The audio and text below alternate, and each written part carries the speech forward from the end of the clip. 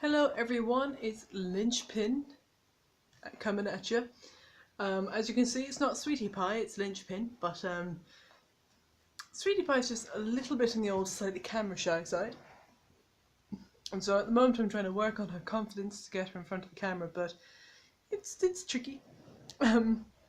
It's kind of difficult, so I'm here instead. We're in Holy Week at the moment, which is the week before Easter Sunday, and I have a few Easter related things in store. But today I'm going to do a little bit of a question answer video from the test kitchen. There's one question I see a lot on forums these days where people ask, how can I get my cakes to taste like the cakes from the shop? And usually the answer that this gets is, why would you want to make your cakes taste like they came from a shop? Duh, what are you doing that for? Which A, isn't really an answer, and B, is just virtue signalling, and I don't really like it. If someone asks a question, you either answer their question or you don't answer their question. You don't jump on them, you know? So I thought today I'd do a little bit of a video about how to make your cakes taste like shop-bought ones, because sometimes people just want to make shop-bought cakes at home because maybe they live somewhere that they can't get them, or you like the shop-bought stuff, but you've worked out that making it yourself from scratch is actually cheaper. So here I am, hopefully to give my 2 cents on how. First of all, to know what it is you're making, you have to understand why shop-bought things taste like shop-bought things, which means you have to sit down with one of those shop-bought things and eat it and kind of really pay attention to what it tastes like. You have to know your enemy before you can imitate it, you know? And so today I'm going to be looking at Mr. Kipling French Fancies, because they're my favourite shop-bought cake. These and the Tesco Red Velvet Cupcakes, those are my favourite cakes that you buy from the shop. Today I'm going to eat one of these, but not like a normal person would.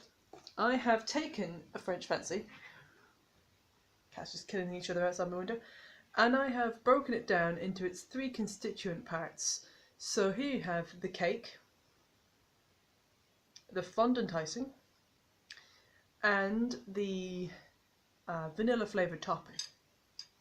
I'm going to eat each one of these elements, and then I'm going to really think, and we're going to really pay attention to the flavours, and I'm really going to think about what it is that they taste like.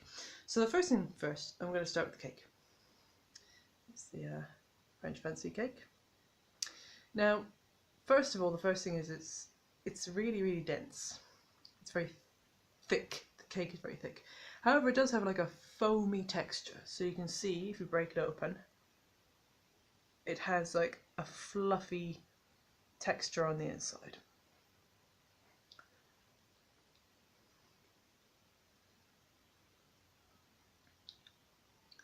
Doesn't really taste of anything except cake, because usually when you buy a cake you expect it to taste of like almond or vanilla. It doesn't really have any much flavour except for kind of sweet salty flavour, and it actually is quite salty when you eat it by itself. And if you can see the texture, I don't know if you can there, it looks like it's been made with a meringue base. It looks like it's been made with whipped egg whites rather than cream, sugar and butter. So yeah, if I were to hazard a guess, I say this is made with oil, not butter, and then it's got a whipped egg white base. So the next thing to eat is I'm going to eat the vanilla flavoured topping that you get on the top of the French Fancy. It's very soft, as you can see. It's kind of paste, you know. It's not very firm.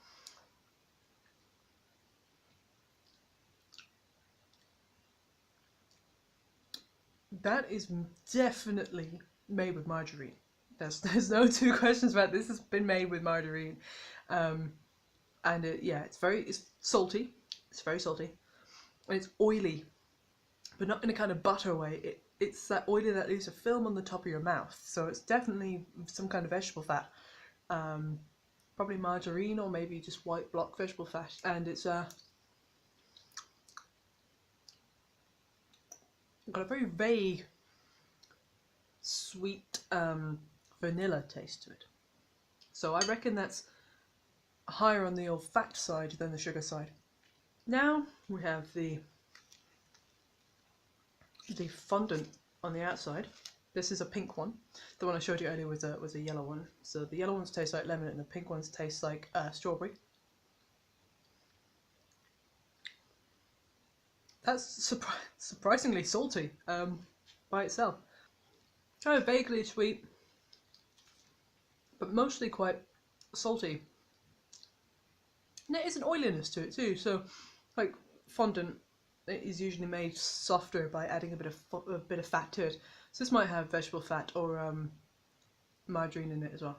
That was just me eating it to test it. So let's have a look at the ingredients. I have the box here.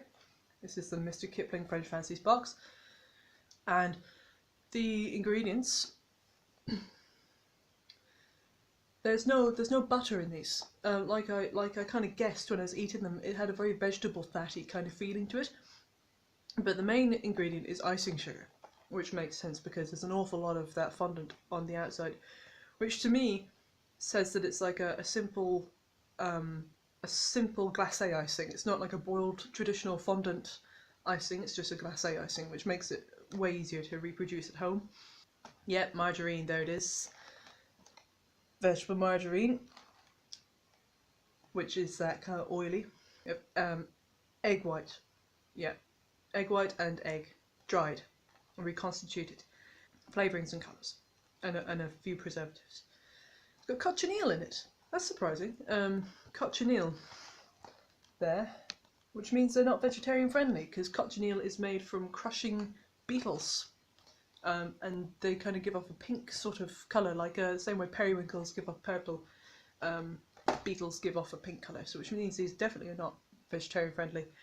So yeah, my guesses were correct, and I mean, you could probably say, oh, you read the box beforehand, but no, I didn't read the box beforehand. I ate the cake, guessed what it was made out of, and then read the box. So I'm going to be trying to recreate a Mr. Kipling French Fancy this week. For the Easter cakes kind of thing that I'll be doing later on.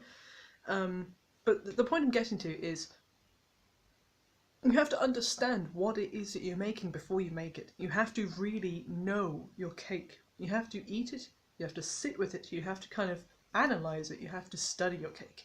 And also if you read the ingredients and see, and just limit yourself to using those ingredients. So in this case, I can't use any butter if I'm going to recreate these.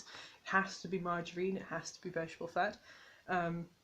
You know, and this is a whipped egg based cake because it says egg white is one of the primary ingredients. So well, that's a guess. Again, I haven't been to the Mr. Kipling factory to watch how they make these. And so if I were to now go into the kitchen and limit myself to the ingredients on this box to make them, they would have that same flavour profile. They probably wouldn't taste exactly like these because again, you'd have to go to the Mr. Kipling factory and make them exactly like this, but you can get it close enough.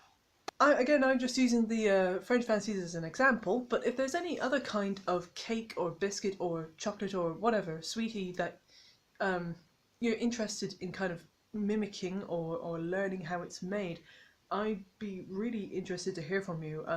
Because again, I just broke this up and ate it and kind of gave my opinion.